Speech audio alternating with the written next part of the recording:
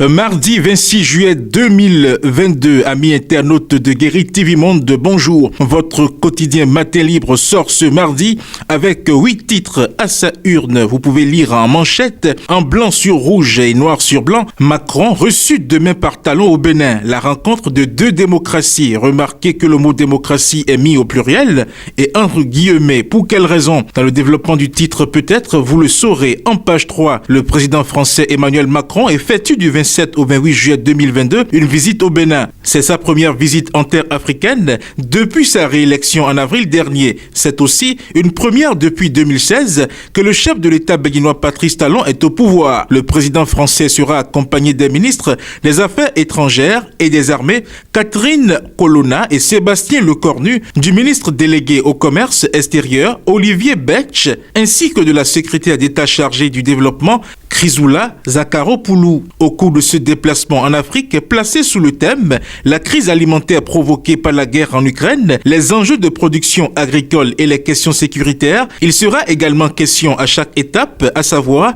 Cameroun, Bénin, Guinée-Bissau, des enjeux de gouvernance et l'état de droit, sans injonction médiatique, mais sous forme d'échanges directs avec ses homologues, a indiqué jeudi 21 juillet la présidence française. Au desk éducation, la rédaction titre ce matin « Retrait des attestations et diplômes, nécessité de décentraliser les services ».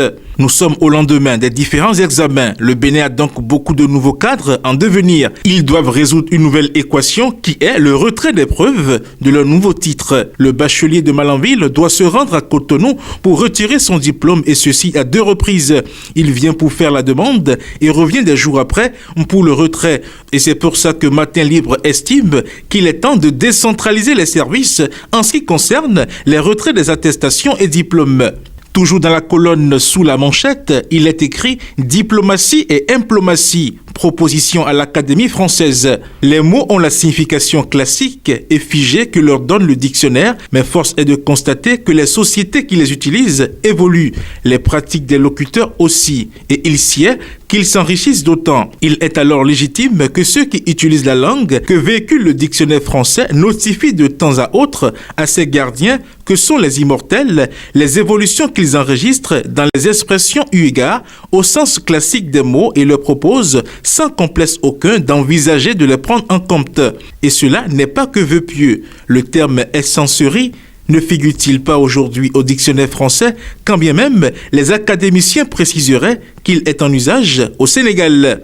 Association de développement de l'arrondissement de Banté, le colonel Laourou prend les rênes. Élu le 5 juillet 2022, le nouveau bureau de l'association de développement de l'arrondissement de Banté ADAB entre dans ses fonctions. Ceci à travers une passation de charge samedi 23 juillet 2022 entre 2 officiers de l'armée, le général Soumanou Oké qui a passé les attributs de président de l'association au colonel Marcelin Laourou. Nous restons toujours à Banté pour cette fois-ci s'intéresser au tournoi de la Ligue des Challengers. Comlan Paul Oda et Comlan Fagbémon promeuvent le football à la base.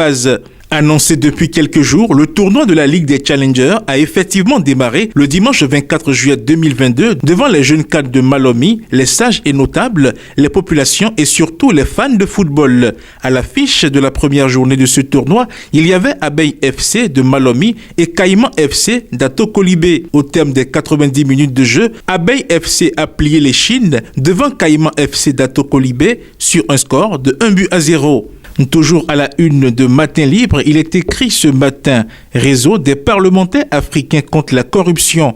Cotonou accueille du 26 au 28 juillet l'AG Biennale ». Au desk économie, l'on s'intéresse ce matin à l'opération de rachat des crédits au sein des banques. La croix et la bannière des clients dans l'indignation. Au Bénin, il n'est pas aisé aux clients de jouir du rachat de leurs crédits. Ceci se révèle bien souvent un véritable parcours de combattant. Pourtant, le mémorandum de l'encadrement des opérations de rachat des crédits au sein des banques, membres de l'association professionnelle des banques et établissements financiers du Bénin, est clair sur le sujet. Dernier titre affiché ce matin à la une de votre quotidien sur l'inclusivité et l'intégrité du processus électoral. IRI renforce les capacités des OSC du Bénin. Fidèle internaute de Guérit TV Monde et lecteur de Matin Libre, le contenu de votre quotidien dans sa parution du mardi 26 juillet 2022 vous est ainsi livré. Merci pour votre fidélité et à mercredi.